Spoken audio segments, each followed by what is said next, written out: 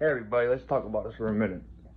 The state bar is an unconstitutional monopoly, an illegal and criminal enterprise. And I always tell people all the time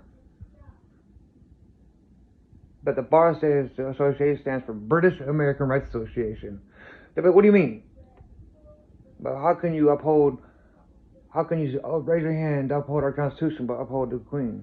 Don't make sense. Now, the state bar is an unconstitutional monopoly, an illegal and criminal enterprise. Violates Article 2, Section 1, separation of power clause of the Constitution. There's no power or authority for joining a legislative, judicial, executive within a state bar as the bar is attempting. Bar members have invaded all branches of government with an attempting to control de jure government as agents of a foreign entity. It is quite simple to see that a great fraud and conspiracy has been perpetrated upon the people of America. The American Bar is an offshoot of the London Lawyers Guild, hence why I said British American Rights, and was incorporated by this traitorous group in the state of Illinois, and had the state legislature, which was under the control of the lawyers, pass an unconstitutional law and hold all key positions in law enforcement and the making of laws. At the time, Illinois became an outlaw state for all practical purposes. And then they succeeded from the United States of America. The Bar Association then sent organizers to all the states and explained to the lawyers that how much more profitable and secure it would be for them as lawyers to join this union and be protected by its bylaws and canons. They issued to the lawyers in each state and charter from the Illinois organization. California joined in 1927 and had a few reluctant states and their lawyers waited until 1930 to join when the Treasonous Act became de facto and the citizens became captives under the system. The lawyers could guarantee prejudged decisions of the privileged class against the lower class. This is made possible by the American Bar Association to favor the right and the unlawful substituted them in place of constitutional law. The Constitution was written in plain English and the statute was passed by Congress.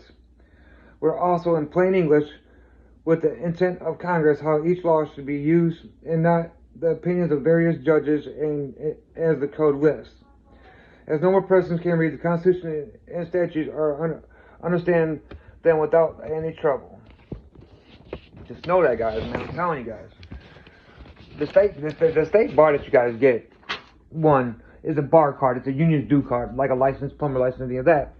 Now, to practice law, NAACP versus Bump, which clearly states you can assist anybody in any legal proceeding. Murdoch versus Pennsylvania. A state cannot convert a liberty into a right and charge a fee thereof. Murdoch versus Pennsylvania. You guys gotta know your shit. Trust me. Trust me when I tell you guys this. Your right to travel is in fact in hand. Administrative maritime law happens in court every day. Even the United States Supreme Court has stated people currently are coerced to giving up their rights in law due to what they respect as law. There's not been any judges in America since 1903. Only executive administrators. Now, to figure this out, you got to figure it out like this. There's two laws being played in court. When you sit on the bench, that's common law. When you go over and cross over that bench, that's administrative maritime law, which is treason per the Circueve Act of 1666. You cannot. The Circueve Act is someone that's lost at sea. We're not lost entities at sea. We're not dead entities at sea. Hence why you got to see in your court cases, or anybody that's in court, have all uppercase letters. Hence when you look at a tombstone, all uppercase letters. You guys got to know your shit. Trust me, guys. The more you guys realize your shit, the more you understand it, the more you really look into it, the more you know. Not only that, any type of traffic citation, anything traffic is civil. It's not criminal. The only time traffic becomes criminal if it's an attempted vehicular homicide or anything like that. But then remember what I said. A code is not law. A statute is not law. A concurrent or joint resolution is not law. Not only that, codes, rules, regulations, statutes, mandates, provisions, any of that is for government employees only, not the human creator.